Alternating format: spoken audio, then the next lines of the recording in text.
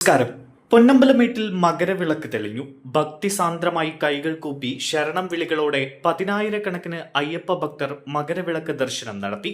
തിരുവാഭരണ വിഭൂഷിതനായ അയ്യപ്പന് ദീപാരാധന നടത്തിയ ശേഷം 6:42 നട തുറന്നതിന് തൊട്ടു പിന്നാലെയാണ് 6:44 പൊന്നമ്പലമേട്ടിൽ മകരവിളക്ക് ദർശിച്ചത്. പൊന്നമ്പലമേട്ടിൽ 3 തവണയാണ് മകരവിളക്ക് തെളിഞ്ഞത്. ഒരേ മനസ്സോടെ ശരണം വിളികളുമായി കാത്തിരുന്ന അയ്യപ്പ ഭക്തരാണ് ദർശന പുണ്യം നേടി ഇനി മലയിറങ്ങുക.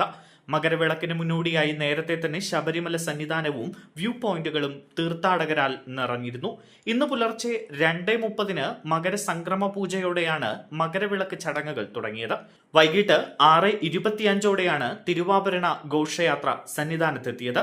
തുടർന്ന് 6:30 തിരുവാഭരണ ഘോഷയാത്ര 18-ാം പടി കയറി.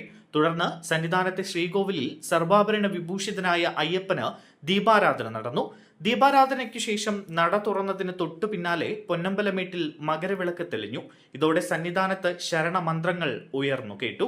മകരസംക്രമ സന്ധ്യയിൽ അയ്യപ്പന് ചാർത്താനുള്ള തിരുവാഭരണങ്ങളുമായി പന്തളത്ത് നിന്നെത്തിയ ഘോഷയാത്ര വൈകിട്ട് 5:30 ശരംകുത്തിയിലെത്തിയത്. അവിടെ നിന്നും ദേവസ്വം എക്സിക്യൂട്ടീവ് ഓഫീസറുടെ നേതൃത്വത്തിൽ പ്രതിനിധികൾ വാദ്യമേളങ്ങളുടെ അകമ്പടിയോടെ സ്വീകരിച്ച് സന്നിധാനത്തേക്ക് ആനയിച്ചു. കൊടിമര ചുവട്ടിൽ വെച്ച് ഘോഷയാത്രയെ സ്വീകരിച്ചു. സോപാനത്തിൽ വെച്ച് തന്ത്രിയും മേൽശാന്തിയും ചേർന്ന് ഏറ്റുവാങ്ങിയ തിരുവാഭരണങ്ങൾ അയ്യപ്പ വിഗ്രഹത്തിൽ ചാർത്തി ദീപാരാധന നടത്തി. അതിനു പിന്നാലെയാണ് പൊന്നമ്പലമേട്ടിൽ മകരവിളക്ക് ദർശിക്കാനായത്. പുല്ലുമേട്ടിലും 10,000-ങ്ങളാണ് മകരവിളക്ക് ദർശനത്തിനായി എത്തിയിരുന്നത്.